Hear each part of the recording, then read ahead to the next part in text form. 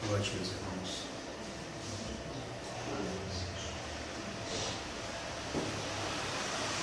O Pai eterno, que faz a paz nas alturas, faça a paz sobre todos nós, irmãos, verdadeiramente irmãos encarnados e desencarnados. Faça a paz sobre toda a humanidade, tão necessitada desta paz. Que o Divino Mestre, o Senhor Jesus, possa vir morar em nossos corações, possa vir reacender em nossos corações o amor incondicional, nos ensinar a palmilhar os caminhos terrenos, com esse amor sem distinção, que eleva o véu do ego, do egoísmo, e que apresenta e descortina a todos nós, toda a humanidade em nossa volta, todos os irmãos em nossa volta, como verdadeiramente membros de uma unidade, a unidade do Pai Eterno. Que a luz da Divina Mãe Maria, Santíssima, e dos benfeitores desta casa nos abençoem para os estudos desta noite e em seguida para as atividades desta noite. Ó Pai nosso que estais no céu, santificado seja o vosso nome.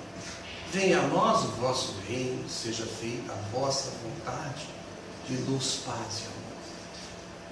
O pão nosso de cada dia, pão do corpo do Espírito, dai-nos hoje, perdoa-nos as nossas dívidas e dai-nos forças para perdoar aqueles que nos têm ofendido. Não nos deixeis cair em novos erros, mas livre-nos de todas as dificuldades. Que assim seja.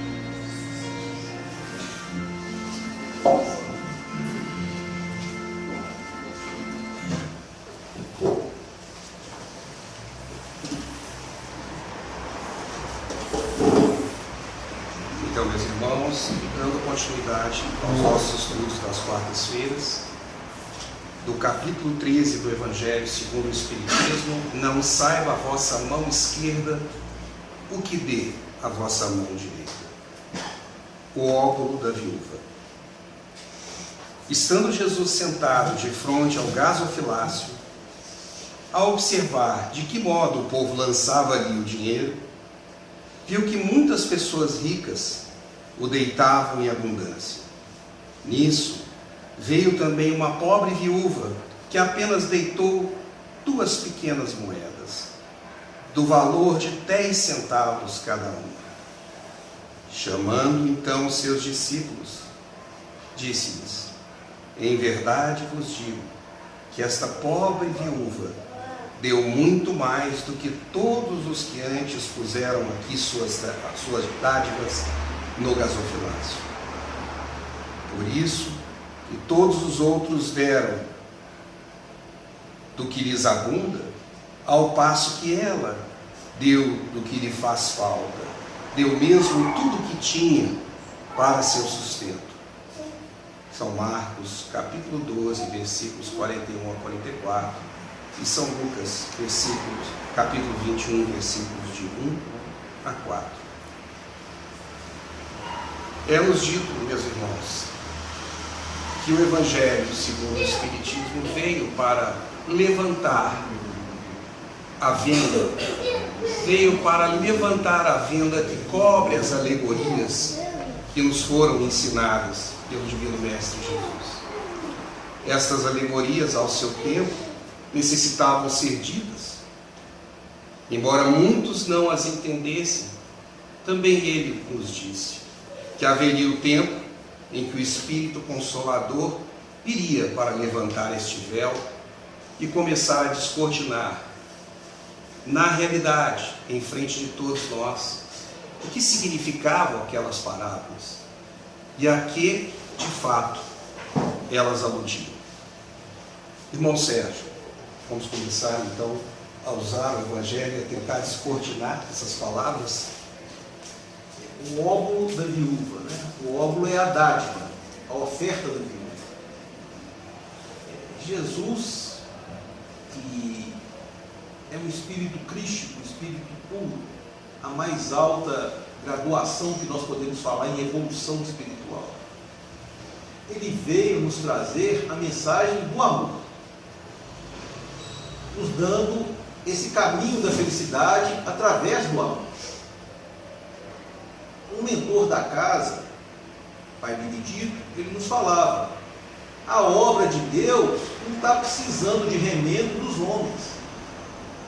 No mundo não está acontecendo nada fora das determinações do Pai.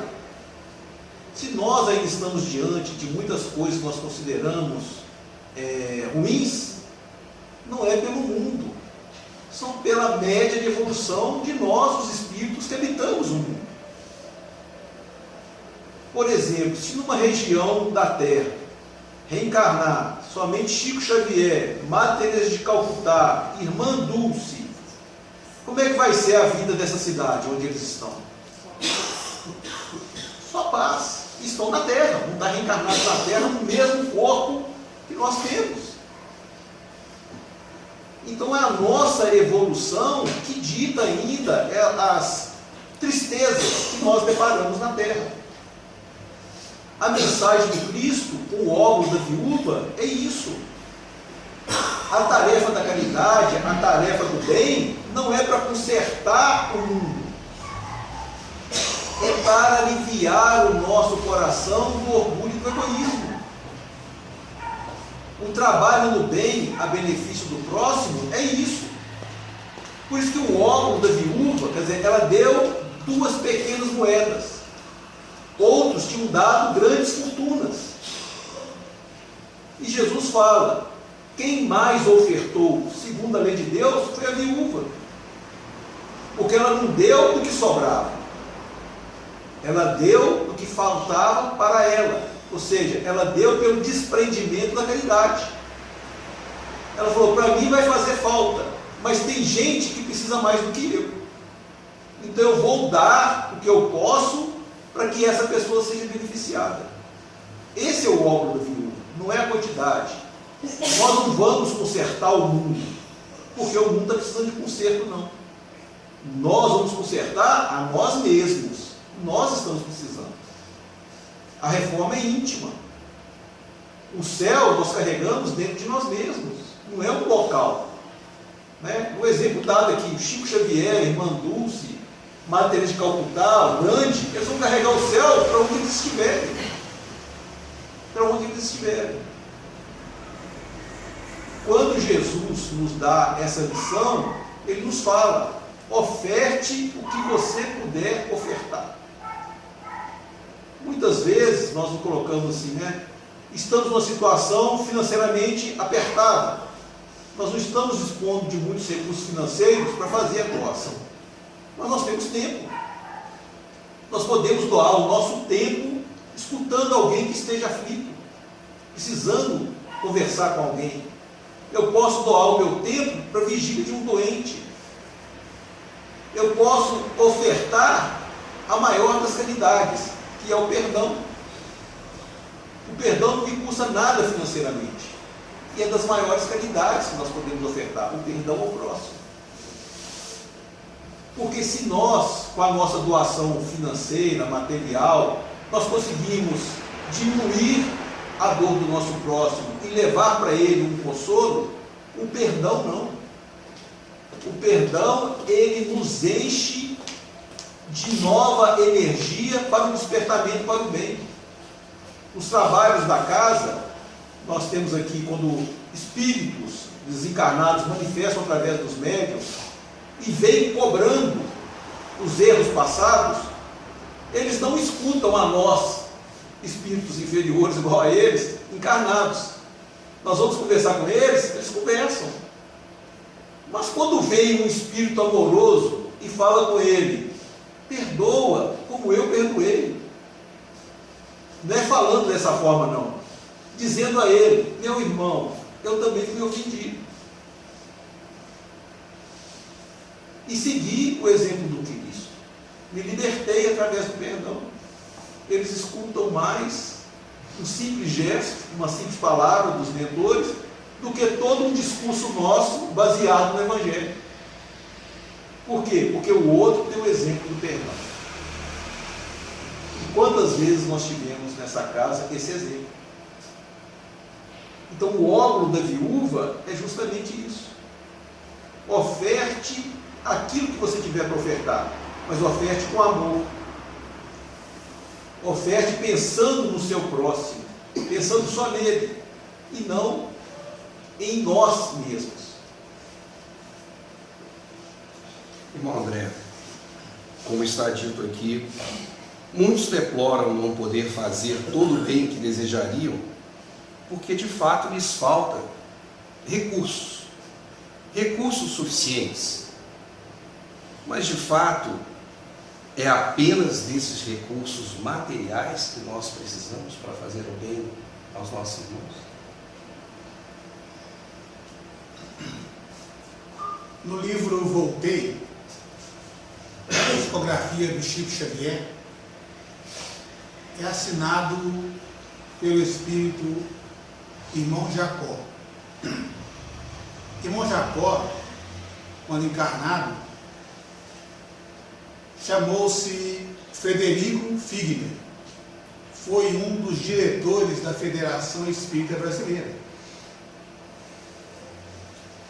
E a regressar à pátria espiritual, ele viu a diferença que existe da condição de encarnado ou desencarnado. E ele vem nos trazer essa obra maravilhosa que mostra a importância da construção interior do que nós fizemos em edificação do amor, da humildade, do Evangelho dentro de nós. Ele, detentor de alta posse material, homem rico, quando Emmanuel fala que a maior caridade da doutrina é a divulgação da mesma, ele fala: gente, nós que somos diretores da fé, temos que publicar os livros que a espiritualidade nos está trazendo, e pelas mãos abençoadas de Chico Xavier.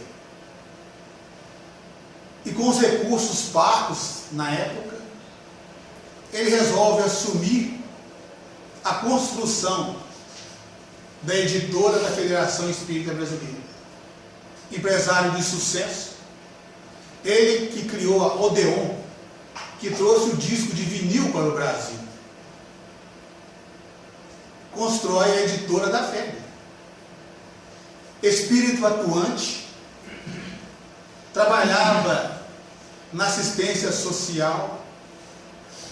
Nas reuniões mediúnicas ele era dirigente e doutrinador da reunião da Federação Espírita Brasileira, onde se reunia Bezerra, Bittencourt e vários outros, tanto do plano encarnado como desencarnado. E ele, ao desencarnar, viu a diferença que existe entre a nossa ação de quantidade e de qualidade do Evangelho que nós colocamos dentro de nós. Ele foi bem assistido na desencarnação, mas quando ele olhava para ele não tinha luz nenhuma.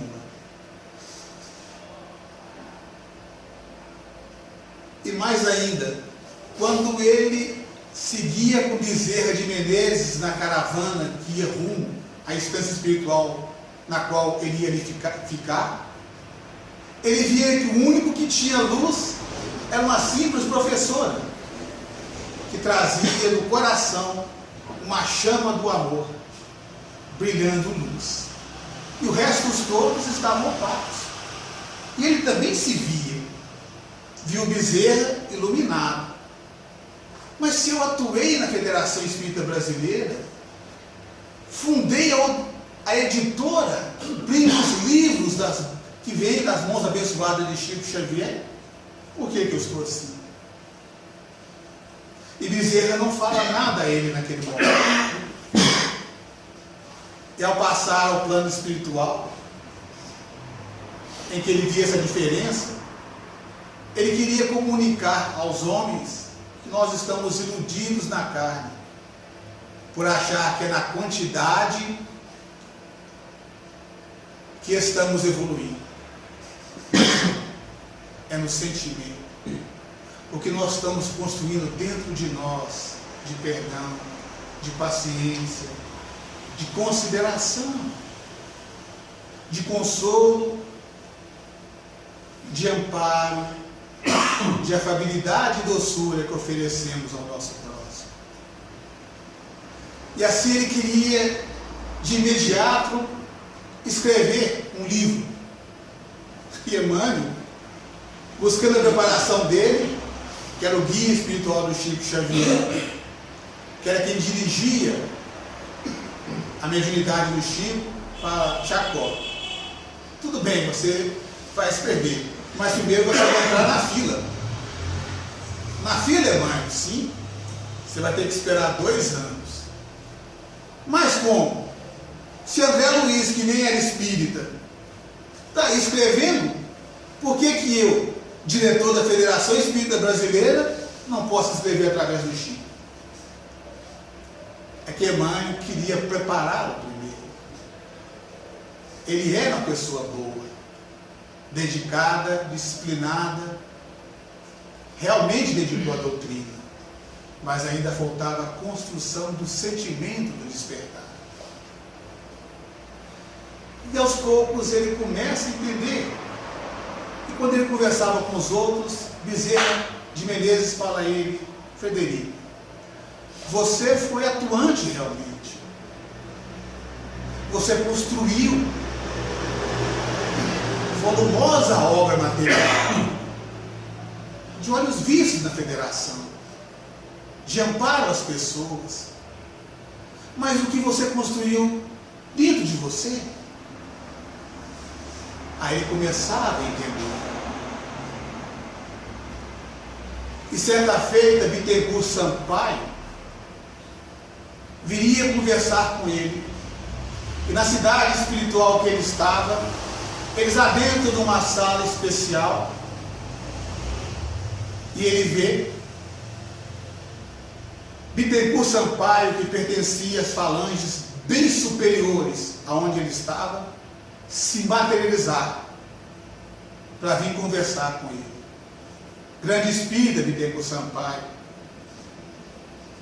E Bittencourt veio falar a ele a mensagem da conquista dentro de nós, da simplicidade, como órgão da viúva. Não é o tamanho da nossa obra, é o sentimento que nós colocamos naquilo que estamos fazendo. Seja retirar de um caco de vidro de uma calçada para que alguém não se corte, tirar uma casca de banana para que alguém não escorregue e quebre a perna, ou alguém que constrói uma editora para a Federação Espírita Brasileira. É como nós estamos atuando. Não é a condição de ser médico atender milhares. É como eu, sendo médico, estou atendendo os meus pacientes. Além só da condição profissional, mas com sentimento, consideração, amor, fraternidade. E Bittencourt começa a falar com ele dessa construção. Não importa o tamanho, o que importa é o nosso esforço para construir dentro de nós o Evangelho de nosso Senhor Jesus Cristo. Pois é Jesus que fala a Amós, sumo sacerdote do templo, segundo o homem na hierarquia, abaixo somente de Caifás, sacerdote. O Evangelho é obra divina no coração dos homens. Mas para aquele que possa abrir seu coração e deixar que o sentimento do amor fale dentro dele. Amós só é orgulho de casta, vaidade de conquista intelectual. conhecia as leis romanas, conhecia as leis do templo, inteligência ímpar, mas coração ressequido, que diante do mestre, no seu orgulho, viu na frente de Jesus um ser simplório, porque não tinha a visão espiritual do sentimento de ver que diante dele estava o Filho de Deus. E Frederico Figli vai aos poucos entendendo a mensagem de Jesus, dá o alicerce de todo dia de edificar-nos o Evangelho, quando são chamados à paciência, quando alguém nos ironia, nos age com ironia, do perdão quando alguém nos pisa no pé, da fraternidade quando nós nos agastamos por alguém pensar diferente de nós, quando estendemos a mão àquele que muitas vezes nos magoou, nos ofendeu. Aí estamos construindo, pedra por pedra, tijolo por tijolo, o reino de Deus, o verdadeiro templo em nosso espírito,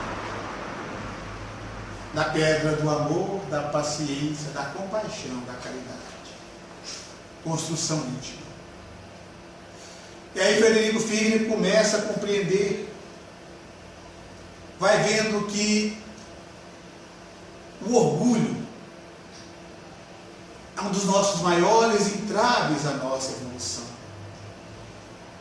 junto com o egoísmo. E depois de certo tempo, anos, ele começa a tarefa dada pelos Espíritos de luz, de divulgação do Evangelho. Vem escrever essa obra através do Chico, depois de 2 anos.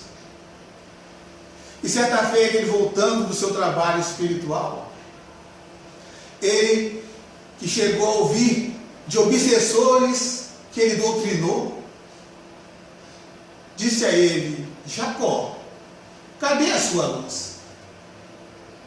Você não empregava o Evangelho? Não ouvia a doutrinação da sua boca? Mas cadê a sua luz? Obsessores que ele doutrinou nas reuniões mediúnicas. Mas ele foi mudando, foi entendendo, foi vendo que a pessoa que ele tem que mudar é ele mesmo. Como foi dito aqui, não vamos mudar o mundo, mas mudando a nós mesmos, é mais um que se muda no mundo. E assim ele foi. E certa feita, quando ele voltava, um grupo de obsessores o cerca e começa a falar para eles impropérios, começa a falar para ele que ele não era nada daquilo, cadê a luz dele? Ele que falava do Evangelho, cadê a sua luz? Você viveu o Evangelho? Aí ele olha aqueles irmãos, já com outro sentimento, e vê neles irmãos que traziam ignorância, que merecia a compreensão e o amor dele, que não era com discussão, não era rebatendo o que eles estavam falando, que ele poderia conquistá-los ou mudá-los. Não mais como aquele doutrinador de palavras. Aí ele sente fraternidade por eles, compaixão e entendimento. E ele percebe que os espíritos que o cercavam, esses obsessores, se espantam e começam a se retirar. Aí ele olha e se ele estava com o coração iluminado.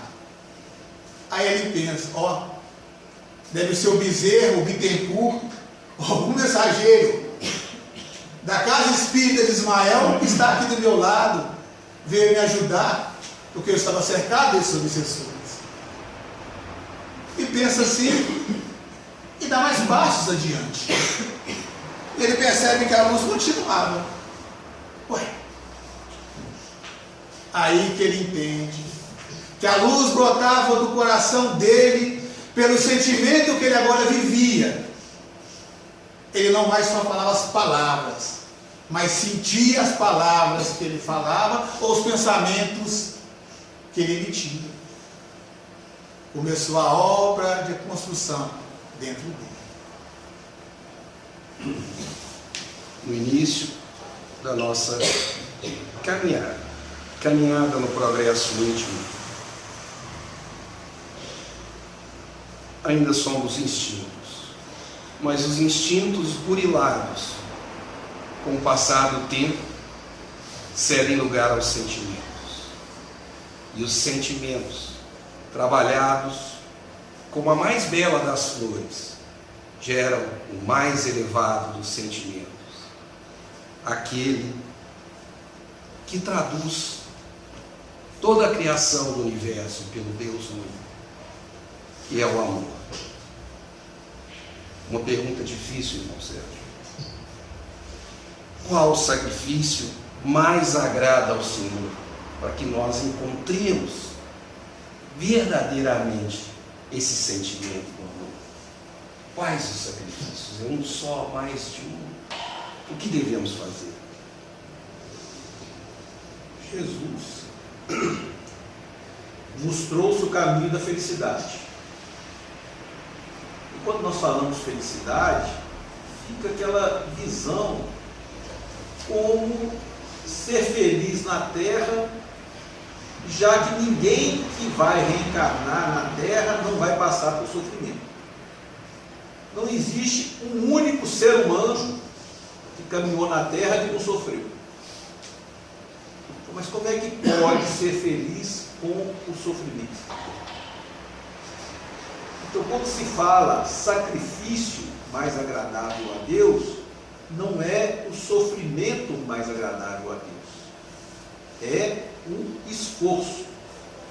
Porque sofrer, todos nós vamos sofrer. Se sofrer fosse o caminho para ir para o céu, estaríamos todos no céu. Não tem ninguém aqui dentro que não tenha sofrido algo que doeu bastante, seja de forma material no corpo ou sentimento moral, ou seja, uma traição, uma palavra mais ríspida que recebeu, uma ingratidão, as dores morais. Não tem ninguém aqui que não tenha passado por isso. Então todos nós, por termos sofrido, vamos para o céu. Já estamos no céu. Não. O sacrifício mais agradável a Deus é a mudança que fazemos em direção à lei de amor. Toda vez que eu tolho em mim mesmo algo que vai ofender o meu semelhante, eu estou fazendo um sacrifício. E esse é o sacrifício mais agradável a Deus. Quando nós compreendemos que aquele meu semelhante, aquele meu próximo, é meu irmão em Deus. Porque Deus é amor. O universo está imerso no amor de Deus. Então cada um de nós vai se nutrir desse amor conforme nós iremos absorver. Se nós colocarmos no mar, que tem uma quantidade imensa de água, se colocarmos um cristal, nós podemos deixar esse cristal lá 1000 anos e ele absorve uma única gota da água do oceano. Mas se nós colocarmos uma esponja, essa esponja irá absorver uma quantidade grande de água. O oceano é o mesmo. A absorção é segundo a qualidade de cada material. Nós estamos no oceano do amor de Deus. A absorção é de cada um. Ou eu sou um cristal, ou eu sou uma esponja. Então, por isso que a mensagem do Cristo é a mensagem da felicidade. Eu vou estar no mesmo local, nós vamos estar no mesmo local que todo mundo. Mas se eu estou absorvendo o amor de Deus, a minha situação é diferente. E essa absorção se faz na tarefa do bem, na tarefa da caridade, na tarefa do perdão das ofensas. Esse é o sacrifício que agrada a Deus. Porque se eu pegar tudo o material que eu tenho e der para os pobres, e isso me faz ir para o céu, mas isso não é, apesar do nosso desprendimento material, mas isso é possível fazer sem grande sacrifício. Ou seja, no último momento da minha vida, eu pego o testamento, deixo meus bens todos para o pobre agora, e desencarno amanhã. Eu vou para o céu, doei todos os meus bens, não doei? Mas não funciona assim. Eu não estou doando com amor. Eu estou doando porque eu não posso carregar, eu não vou levar. Todo mundo sabe. Já é um ditado antigo, né, que mortalha não tem bolso. Né? A vestimenta do defunto não precisa ter bolso. Não vai levar nada, não vai carregar nada. Então pode ser sem bolso. Então não é o que eu faço com o patrimônio material. É o sentimento, é o sacrifício que eu faço em relação ao meu semelhante. Meus irmãos, todos sabemos que somos espíritos, encarnados ou desencarnados, e que à volta de nós não somente estão todos os irmãos encarnados que estão aqui, mas muitos dos nossos queridos irmãos desencarnados. Essa mesma lição, pertinente às perguntas 294 e 295 do Livro dos Médiuns, Kardec nos lembra a missão dos irmãos desencarnados, a missão que o Pai Eterno confiou aos espíritos nossos irmãos, nos permitindo que eles entrassem em comunicação conosco. Somos os espíritos encarnados. Irmão André, nos relembre a missão dos nossos irmãos espirituais que nos circundam e o quanto eles podem nos ensinar no dia a dia.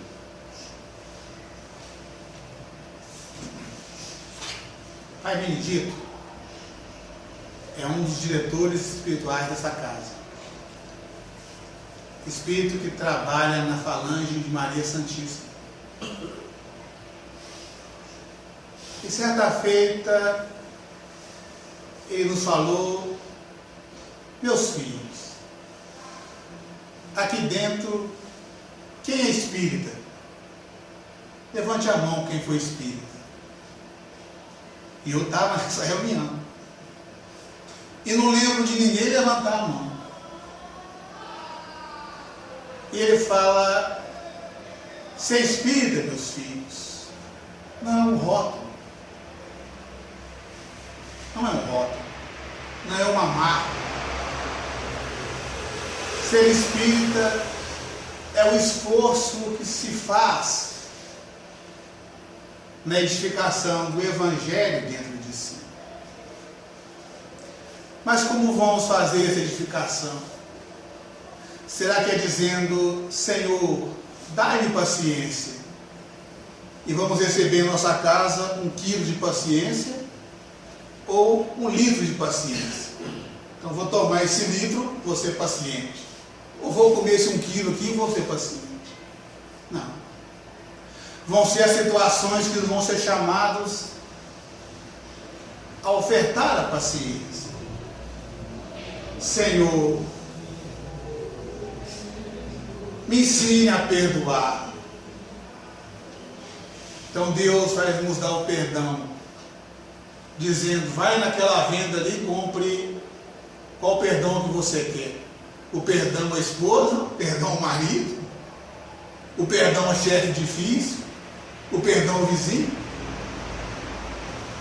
Não. São as situações em que todos nós seremos confrontados.